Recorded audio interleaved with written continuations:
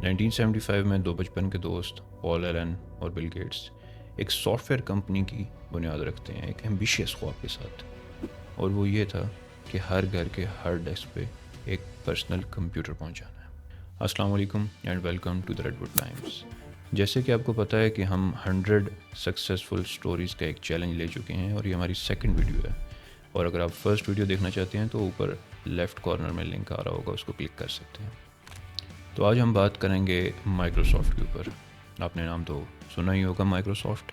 So basically Microsoft کی شروعات الٹیور 8800 سے ہوتی ہے، جو اس ٹائم کا ایک پرسنلائز کمپیوٹر تھا، اور مائکروسافٹ نے اس کمپیوٹر کے لیے پروگرامنگ لینگویج ڈیولپ کی تھی جس کا نام تھا بیسک۔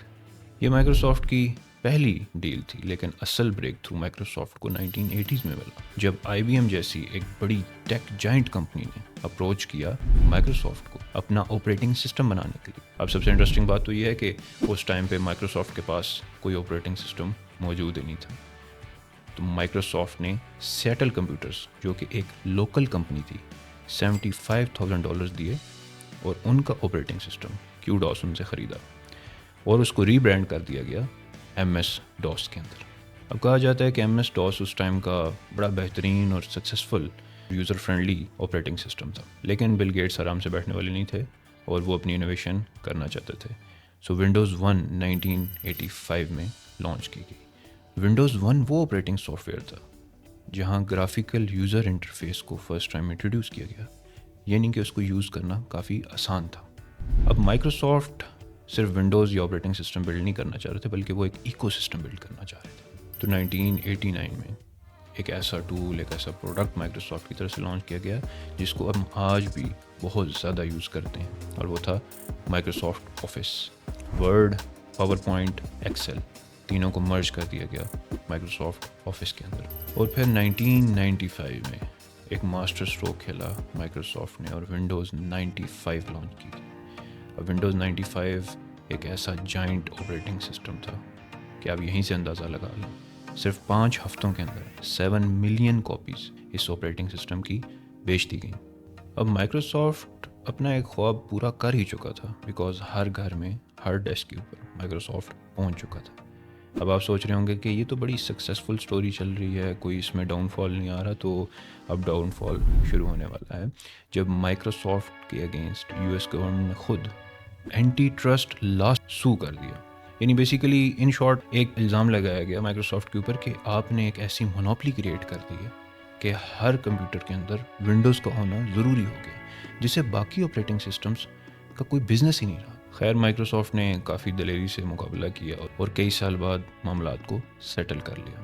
اب ایئر 2000 میں بل گیٹس نے ڈیلی آپریشن سے ایک بریک لے لی اور اسٹیو بالمر کو سی او بنا دیا گیا۔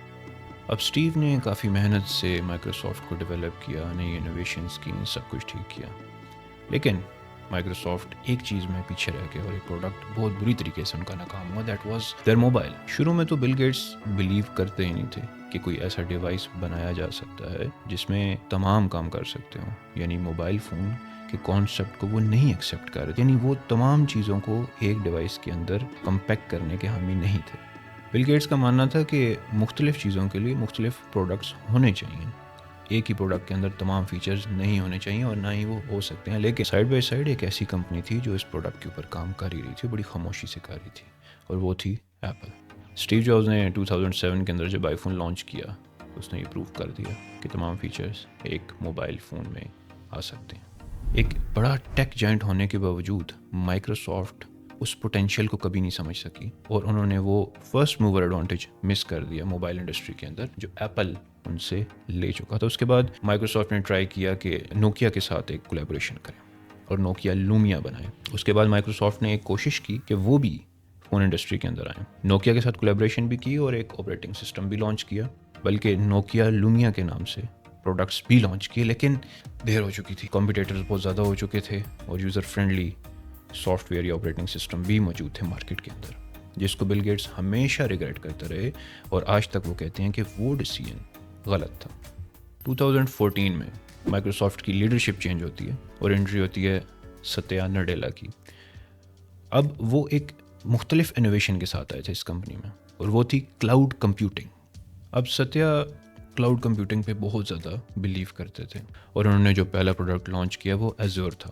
یہ بیسیکلی ٹیک جائنٹس یا پھر آرگنائزیشنس کے ڈیلی ٹاسک کو انہینس کرنے کے لیے، بہتر کرنے کے لیے، آسان کرنے کے لیے ایک سافٹ ویئر تھا جس میں آپ بہت ساری چیزوں کو مینیج کر سکتے تھے، اور جس کو بہت زیادہ پسند بھی کیا گیا اور یوزفل بھی تھا۔ کلاؤڈ کمپیوٹنگ کے ساتھ ساتھ بہت سے پروڈکٹس کو لانچ کیا گیا، Surface laptops, Microsoft Teams, Xbox, you name it.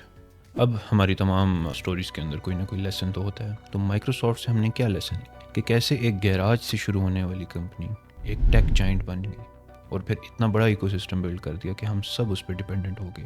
Coffee story ملتی جلتی ہے ایپل سے، لیکن جو لیسن ہمیں یہاں پہ مل رہا ہے وہ مل رہا ہے کہ انوویشن، کہ آپ نے اگر مارکیٹ میں رہنا ہے تو آپ کو انوویٹ کرنا ہوگا، آپ کو زیادہ سے زیادہ چیزوں کے اندر انوویشن لانی ہوگی، آپ کو مارکیٹ ٹرینڈز کو سمجھنا ہوگا، کس طرف دنیا جا رہی ہے اس کو ریئلائز کرنا ہوگا، اور اس سے پہلے ہی ایسا پروڈکٹ بنانا ہوگا جس کی ضرورت سب کو پڑے۔ تو اگر آپ کو صحیح معنوں میں ایک جائنٹ طریقے سے سکسیزفل ہونا ہے تو آپ کو فرسٹ موور ایڈوانٹیج لینا ہوگا۔ جیسے بل گیٹس کو یہ ریگریٹ رہ گیا کہ وہ اسمارٹ فوڈ انڈسٹری کے اندر اس طریقے سے پرفارم نہیں کر سکے جیسے وہ کر سکتے تھے، وہ غلطی آپ نے اور میں نے نہیں کرنی۔ یہ بہت بڑا لیسن ہے کہ اگر ہمارے پاس فرسٹ موور ایڈوانٹیج کسی بھی انڈسٹری کے اندر جانے کا ہو، یا کسی بھی پروڈکٹ کے اندر، کسی بھی کام کے اندر جانے کا، کسی ٹریڈ کے اندر جانے کا ہو، ہم نے وہ لینا ہے اور اپنی ایبلٹیز کے اوپر شک نہیں کرنا، اور فل کانفیڈنس کے ساتھ وہ اپرچونٹی اویل کرنی ہے۔ آئی ہوپ کہ آپ کو آج کی ہماری ویڈیو اچھی لگی ہو۔ اگر اچھی لگی ہے تو لائک ضرور کیجیے گا، اگر اچھی نہیں لگی، کیا چیز بری ہے، کامنٹس کے اندر بتا سکتے ہیں۔ Till next story, take care.